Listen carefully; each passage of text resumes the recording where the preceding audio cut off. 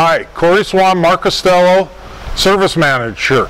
Today's video we're going to talk about the maintenance on your vacuum sterilizer.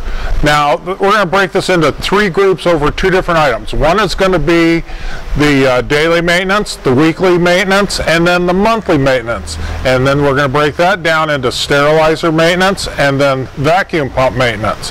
So we've got a lot to cover very quickly. So the first thing you're going to want to do, and on a daily basis you want to check, there's going to be a gauge somewhere in the line for the seam that feeds the boiler. You want to make sure you have pressure. That's the first thing you want to do. The next thing you're going to want to do is right behind the air panel is going to be an air gauge. You're going to want to make sure you have air pressure before you start.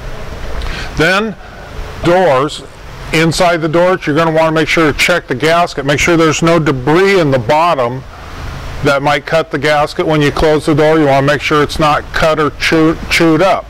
And then you're going to want to pull out the internal basket and check it for debris once a day, just to make sure there's no debris in there. Now, this weekly stuff, what you're going to want to do is clean and lubricate the door.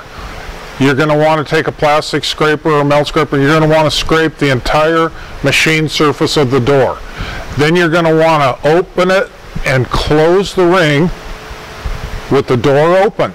And there will be cutouts in the ring, and you'll go on, take a brush, a tube of grease, and you're going to want to swab on each and every cutout inside that ring.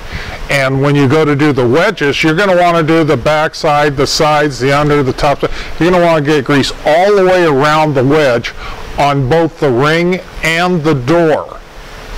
And that will cover lubrication for that. The next thing you're going to want to check is the Apollo valves. Now they're the valves that open and close things, and they have a little gasket at the top of the ball. They occasionally leak, and all you need to do is just take a wrench and snug them up a little bit, but you need to check that weekly because they do leak. If you let them leak, they're eventually going to cut through, and then you're going to have to replace the whole packing or the whole valve. You're going to want to check the external strainers.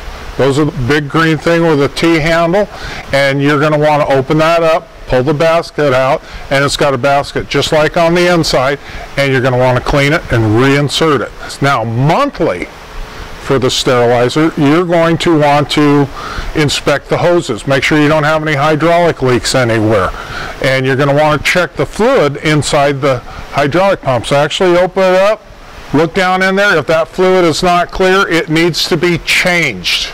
And it just uses the same hydraulic fluid you use in your compactors. About covers it for the sterilizers maintenance. There's really not a whole lot, but if you do it, you will really increase the life of your sterilizer.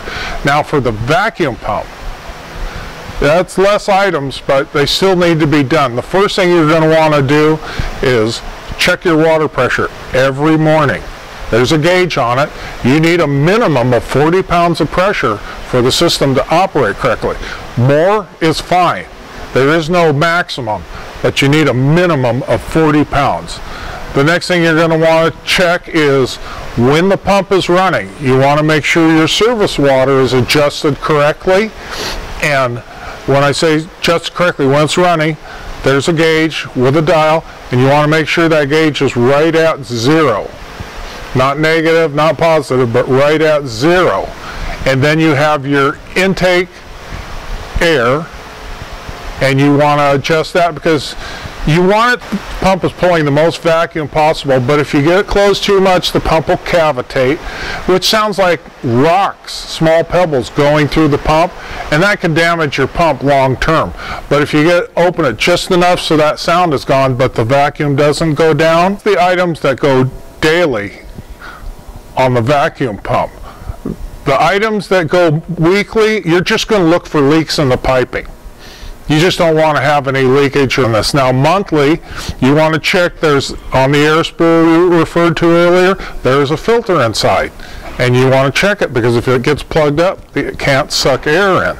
And then you want to lubricate the pump. There are two Zerk fittings on the top of the pump, and you want to lubricate those Zerk fittings. Just give them a couple of shots of grease, and that should just about cover it. Also, there are wheels on the carts you're going to want to grease those wheels. There's a Zerk fitting where they spin on their caster, and then a Zerk on the end of the axle. That's how much of a harsh environment they are in when they're inside a steam sterilizer. So they can get eaten up pretty quickly. If you lubricate them, you can make them last a lot longer.